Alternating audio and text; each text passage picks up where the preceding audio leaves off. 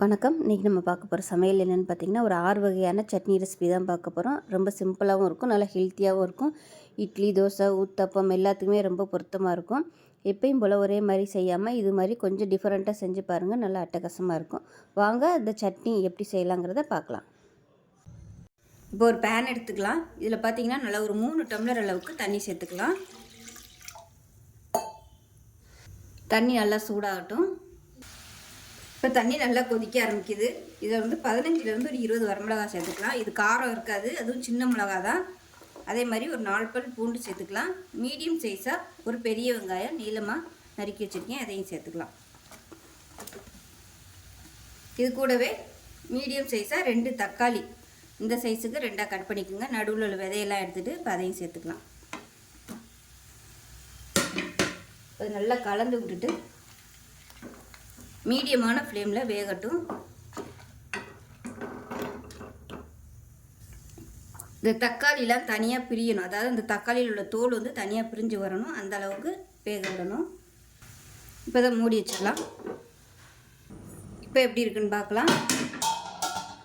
இப்போ பாருங்கள், தோலெல்லாம் நல்லா வெடித்து வர ஆரம்பிச்சிருச்சு பாருங்கள். இப்போ இந்த ஸ்டேஜில் கேஸ் அமர்த்திடலாம். அமர்த்திட்டு இதை ஆறட்டும். இப்போ பார்த்திங்கன்னா கொஞ்சம் நல்லா ஆறிடுச்சு. இப்போ இதில் வந்து இந்த தக்காளியில் தோல் வந்து எடுத்துடலாம். எல்லாத்தையுமே எடுத்துடலாம். இப்போ தக்காளியில் தோல் எல்லாமே எடுத்துட்டேன். இப்போ தண்ணியை மட்டும் வடிச்சிட்டு இதை அப்படியே ஒரு மிக்ஸி ஜாரில் சேர்த்துக்கலாம். எல்லாத்தையும் அப்படியே சேர்த்துக்கலாம், தனித்தனியாக அரைக்கணும்னு அவசியம் இல்லை. இப்போ பாருங்கள், எல்லாத்தையுமே எடுத்துகிட்டே இந்த தண்ணி இவ்வளோ இருக்குது. இந்த தண்ணியை வந்து வேஸ்ட் பண்ண வேணாம். நம்ம சட்னியை அரைச்சிட்டு அந்த தண்ணியை மிக்ஸ் பண்ணிக்கலாம். இப்போ இது வந்து நல்லா நைஸாக அரைச்சிட்டு வந்துட்டு பார்க்கலாம். இப்போ சட்னி நல்லா நைஸாக அரைச்சாச்சு. இப்போ ஒரு கடாய் எடுத்துக்கலாம். இப்போ கடாய் சூடானதும் எண்ணெய் சேர்த்துக்கலாம். இப்போ எண்ணெய் சூடாயிடுச்சு. கடுகு 1 டீஸ்பூன், உளுந்து 1 டீஸ்பூன் சேர்த்துக்கலாம். கொஞ்சமாக கருவேப்பிலை சேர்த்துக்கலாம். கடுகு உளுந்து நல்லா வெடிக்க ஆரம்பிச்சிது. இப்போ அரைச்சி வச்சுருக்க சட்னியை சேர்த்துக்கலாம். இப்போ இது கூடவே வேக வச்சு வச்சுருந்த சட்னியை அப்படியே மிக்சியில் சேர்த்துட்டு அலசிட்டு அந்த தண்ணியை அப்படியே சேர்த்துக்கலாம்.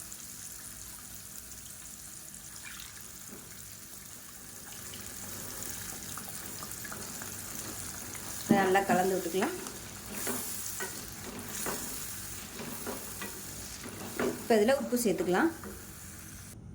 இப்போ இந்த சட்னிக்கு தேவையான உப்பை சேர்த்துட்டு நல்லா கலந்து விட்டுக்கலாம். கலந்துட்டு ரொம்ப கொதிக்கணும்னு அவசியம் இல்லை, லேசாக ஒரு கொதி வரவும் அமர்த்திடலாம்.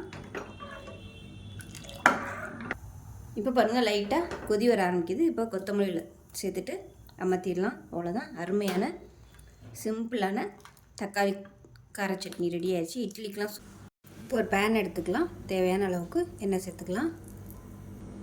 இப்போ பேன் சூடானதும் ஒரு 5 பல் பூண்டு சேர்த்துக்கலாம். சின்னதாக 2 துண்டு இஞ்சி சேர்த்துக்கலாம். இது கூடவே மீடியம் சைஸாக ஒரு வெங்காயம் சேர்த்துக்கலாம்.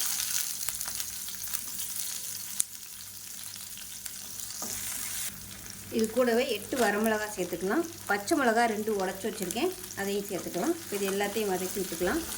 இது கூடவே சின்னதாக ஒரு சுண்டைக்காய் சேர்த்துட்டு புளி சேர்த்துக்கலாம். இப்போ இது கூடவே மீடியம் சைஸாக 2 தக்காளி சேர்த்துக்கலாம்.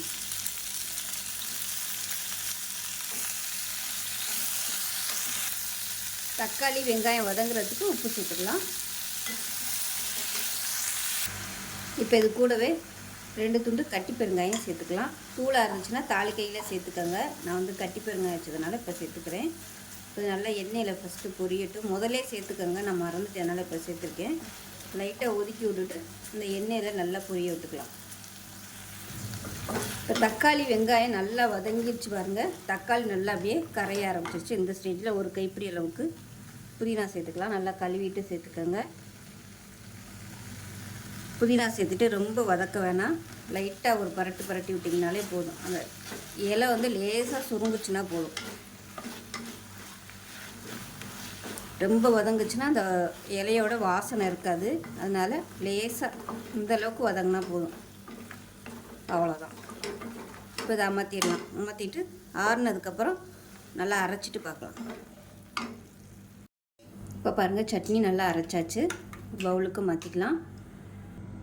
இப்போ மிக்ஸி அலசிட்டு தண்ணி சேர்த்துக்கலாம். இப்போ எப்பயும் போல் கடுகு உளுந்து கருவேப்பிலை தாளிச்சிருக்கேன், சட்னியில் கொட்டிக்கலாம்.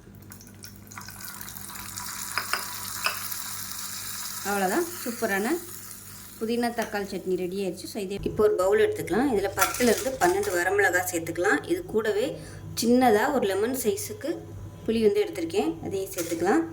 பிச்சு விட்டு சேர்த்துக்கோங்க. இப்போ இதில் வந்து நல்லா கொதிக்கிற தண்ணியை சேர்த்துக்கலாம். இப்போ இது வந்து நல்லா ஒரு அரை மணி நேரம் ஊறட்டும். இப்போ பாருங்கள், நல்லா ஊறிடுச்சு. புளியில் வந்து அதாவது விதை நார்லாம் இருந்துச்சுன்னா தனியாக எடுத்துருங்க. இப்போ இதில் வந்து எதுவுமே கிடையாது, இது வந்து சுத்தமான புளி தான். இப்போ தண்ணியை வடிச்சிட்டு இது ரெண்டையும் ஒரு மிக்ஸி ஜாரில் சேர்த்துக்கலாம். இந்த தண்ணி வேஸ்ட் பண்ண வேணாம், தேவைப்பட்டால் அந்த தண்ணியை ஊற்றி அரைச்சிக்கலாம். இப்போ இதில் 1 டேபிள் ஸ்பூன் காஷ்மீரி மிளகாத்தூள் சேர்த்துக்கலாம். இது வந்து கலருக்காக மட்டும்தான்.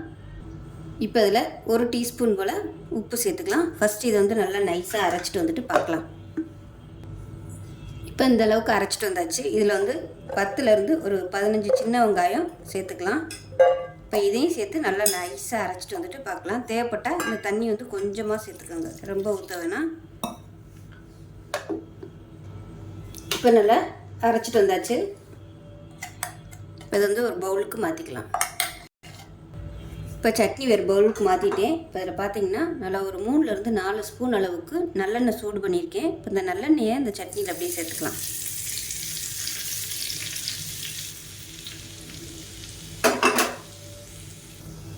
அவ்வளோதான், ஒரு சூப்பரான கார சட்னி ரெடி ஆயிடுச்சு. இந்த நல்லெண்ணெயோடு சேர்த்து சாப்பிடும்போது காரம் வந்து ஒன்றும் செய்யாது, நல்லாயிருக்கும். சுட சுட இட்லிக்கு இந்த சட்னி வச்சு சாப்பிட்டிங்கன்னா சூப்பராக இருக்கும்.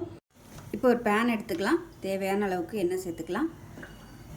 எண்ணெய் சூடானதும் அடுப்பு நல்லா குறைச்சி வச்சுக்கோங்க. 2 டேபிள் ஸ்பூன் உளுந்து சேர்த்துக்கலாம். 1 டேபிள் ஸ்பூன் கடலைப்பருப்பு சேர்த்துக்கலாம்.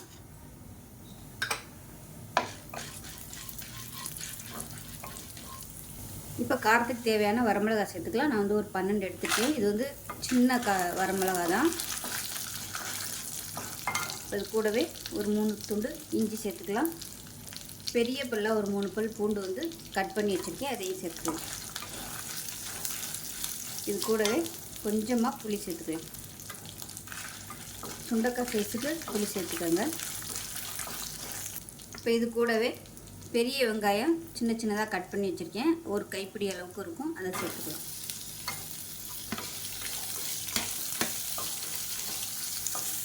வெங்காயம் வதங்குறதுக்கு உப்பு சேர்த்துக்கலாம். இப்போ இது கூடவே ஒரு கொத்து கருவேப்பிலையில் சேர்த்துக்கலாம். சேர்த்துட்டு 1 கப் அளவுக்கு சொரக்காய் கட் பண்ணி வச்சுருக்கேன், தோலெல்லாம் எடுத்துகிட்டு அதை சேர்த்துக்கலாம். துருவி சேர்க்குறதுனாலும் சேர்த்துக்கோங்க. இப்போ சொரக்காய் வேகிற அளவுக்கு நல்லா வதக்கணும். மூடி வச்சுட்டு நல்லா வெந்து வர அளவுக்கு வதக்கணும். சொரக்காய் சீக்கிரமாகவே வெந்துடும், மூடி வச்சிட்டோம்னா சீக்கிரமாக வெந்துடும். மூடி வச்சிடலாம். இப்போ சொரக்காய் நல்லா வெந்திருக்கும், செக் பண்ணி பார்த்துக்கோங்க. இப்போ இந்த ஸ்டேஜில் ஒரு 3 டேபிள் ஸ்பூன் அளவுக்கு துருவின தேங்காய் சேர்த்துக்கலாம். சேர்த்துட்டு 3 டேபிள் ஸ்பூன் பொட்டுக்கடலை சேர்த்துக்கலாம். இப்போ கேஸ் அமர்த்திடலாம். ஆறுனதுக்கப்புறம் நல்லா நைஸாக அரைச்சிட்டு பார்க்கலாம். இப்போ பாருங்கள், சட்னி வந்து நல்லா நைஸாக அரைச்சிட்டு வந்துட்டேன். ஒரு பவுலில் சேர்த்துக்கலாம். இதில் இன்னும் கொஞ்சம் நல்லா தண்ணி சேர்த்துக்கலாம். இப்போ தண்ணி சேர்த்துக்கலாம். இப்போ பாருங்கள், எப்பயும் போல் கடுகு உளுந்து கருவேப்பிலை தாளித்து கொட்டிக்கலாம். அவ்வளோதான், அருமையான சொரக்காய் சட்னி ரெடி ஆயிடுச்சு. இட்லி, தோசை, சப்பாத்தி எல்லாத்துக்குமே தொட்டு சாப்பிட்றதுக்கு சூப்பராக இருக்கும். இது வந்து இன்னுமே நீங்கள் நல்லா தண்ணியாக காரம் நிறைய போட்டு வச்சிங்கன்னா கார சட்னி மாதிரியே இருக்கும். சொரக்காய் போட்டிருக்கதே தெரியாது, அவ்வளோ அட்டகாசமாக இருக்கும். செஞ்சு ஒரு பேன் எடுத்துக்கலாம். மெஷரிங் கப்பில் 1/4 கப் அளவுக்கு எள்ளு சேர்த்துக்கலாம். நான் வந்து வெள்ளையில் எடுத்திருக்கேன். இப்போ இது நல்லா படபடன்னு பொரியணும், அந்தளவுக்கு வறுத்துக்கலாம். இப்போ பாருங்கள், நல்லா படபடன்னு பொரிய ஆரம்பிச்சிருச்சு. இதை வேறு பிளேட்டுக்கு மாற்றிக்கலாம். இப்போ அதே பேனில் கொஞ்சமாக எண்ணெய் விட்டுக்கலாம். இப்போ காரத்துக்கு தேவையான அளவு வரமிளகாய் சேர்த்துக்கலாம். நான் வந்து ஒரு 6 வரமிளகாய் எடுத்துருக்கேன். 3 பல் பூண்டு சேர்த்துக்கலாம். 5 சின்ன வெங்காயம் சேர்த்துக்கலாம். ஒரு கொத்து கருவேப்பிலை சேர்த்துக்கலாம். ஃபஸ்ட் இதை வதக்கி விட்டுக்கலாம்.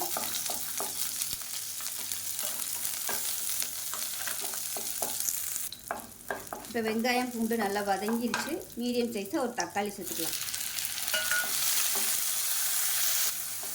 தக்காளி நல்லா வதங்கிருச்சு.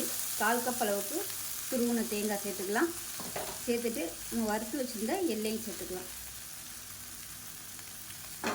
சேர்த்துட்டு எல்லாத்தையும் நல்லா ஒரு பரட்டி விட்டுக்கலாம்.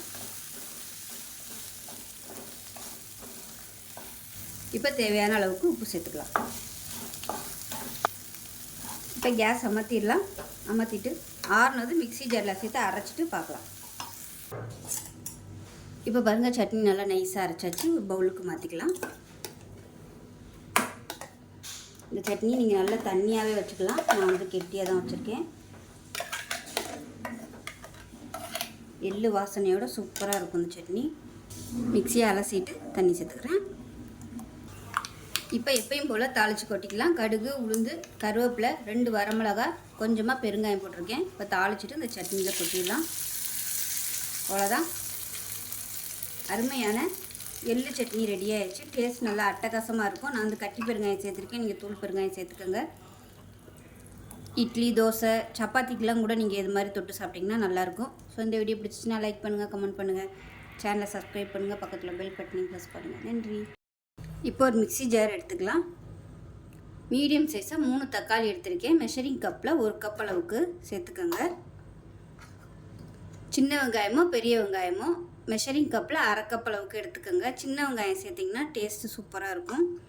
இது கூடவே காரத்துக்கு தகுந்த மாதிரி வரமிளகாய் சேர்த்துக்கலாம். நான் வந்து ஒரு 15 வரமிளகாய் எடுத்திருக்கேன். சின்ன சைஸாக தான் இருக்குது எல்லாமே, அதனால் ஒரு 15 எடுத்திருக்கேன். இது காரமும் கம்மியாக தான் இருக்கும். கொஞ்சமாக கொத்தமல்லியில் சேர்த்துக்கலாம். அது கூடவே ஒரு 7 பல் பூண்டு சேர்த்துக்கலாம். இப்போ இதில் 1 டேபிள் ஸ்பூன் மிளகாத்தூள் சேர்த்துக்கலாம். இப்போ இதில் கல்லுப்பு சேர்த்துக்கலாம். புளி சேர்க்கணுன்னு அவசியம் இல்லை, தக்காளியில் உள்ள புளிப்பே போதும். இப்போ இதை வந்து அரைச்சிட்டு வந்துட்டு பார்க்கலாம். இப்போ பாருங்கள், நல்லா நைஸாக அரைச்சாச்சு. இந்த சட்னி எப்படியே பச்சையாக சாப்பிட்டிங்கனாலும் சூப்பராக இருக்கும். கடுகு உளுந்து தாளிச்சிட்டு நம்ம ஒரு லேசாக வதக்கிட்டு சாப்பிட்டாலும் அது ஒரு டேஸ்ட்டில் இருக்கும். ரெண்டுமே டேஸ்ட் அட்டகாசமாக இருக்கும். ரெண்டுமே ட்ரை பண்ணி பாருங்கள். அது மாதிரி பச்சையாக அரைச்சிட்டு சுட சுட இட்லிக்கு தொட்டு சாப்பிடுங்க, சூப்பராக இருக்கும். இப்போ நம்ம தாளித்து விட்டுக்கலாம். இப்போ இதில் தேவையான அளவுக்கு எண்ணெய் சேர்த்துக்கலாம். நல்லெண்ணெய் இல்லை கடலெண்ணெய் சேர்த்துக்கோங்க. இப்போ எண்ணெய் நல்லா காஞ்சிருச்சு. 1 டீஸ்பூன் போல் கடுகு சேர்த்துக்கலாம். 1 டீஸ்பூன் போல் உளுந்து சேர்த்துக்கலாம். கருவேப்பிலை சேர்த்துக்கலாம். இப்போ நம்ம அரைச்சி வச்சுருக்க இந்த சட்னியை அப்படியே சேர்த்துக்கலாம்.